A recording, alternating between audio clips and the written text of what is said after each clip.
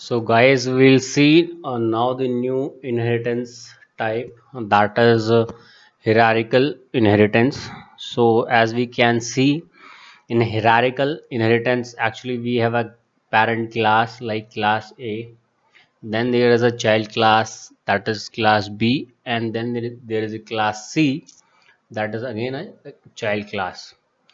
So in this particular form of inheritance, actually we have a three class, and we have two child for the same parent. So in this particular, we can say the hierarchical inheritance, we can, we can create more than two uh, child classes also for the same parent class, like the arrow we can create here also, and one more class D here. So that is the different use case, but right now we will see this particular use case where we have one parent class and two child classes. So let's begin with code and see how we can implement this. So here guys, we have this animal class here. That is the, we can say this is a class A parent class, and then we have this class dog, that is we can say this class B. So we need to extend animal, that is a parent class.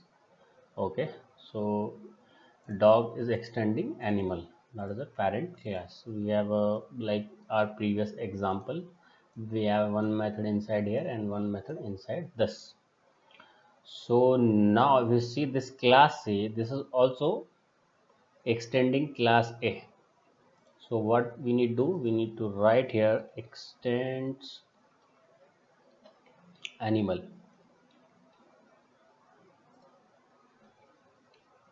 Extends animal. So both the classes are actually extending the same parent class.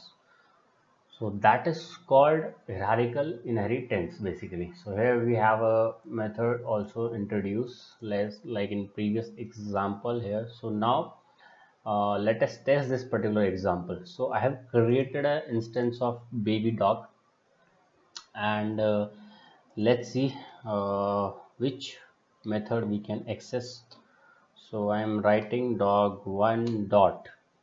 So I need to access, I want to access this particular eat method of animal. So I'll write it eat. So as you can see, there is no compilation error. So it means this particular class is able to access the animal class methods. Okay, so let me access this particular one, the dog one. Okay, so what I'll write, dog one dot bark method. So if I write it like that, the bark method, but if you see there's a compilation error. It's saying the method bark is undefined for the type baby dog. So what does it mean? It means when the compiler is going to check where is that particular bark method. So it will check first in the baby dog class, because the instance is of baby dog class. So there is no bark method here. It's only one method that is introduced. After that, it will check in the parent class. So dog is not the parent class of baby dog, it's animal. So it will go there and it will check here.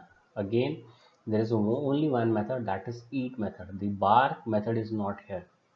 That's why it's giving compilation error, because it's not inheriting the dog class.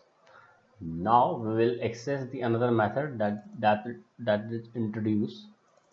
So we can access it like that, and here you can see there is no compilation error because it's his own method. So now we'll run it and we'll see what will be the output. You can see here we can able to access both the method of parent and the child itself, but we are not able to access the method of dog. So that's the kind of inheritance, we can say hierarchical inheritance. So it's basically guys depend on the use case at the runtime what you want in your enterprise Java project. So it all depend on your runtime cases, what kind of inheritance you want to, you need at runtime. So we'll discuss two more inheritance we have, that is multiple inheritance and hybrid inheritance, in later class. Thank you guys.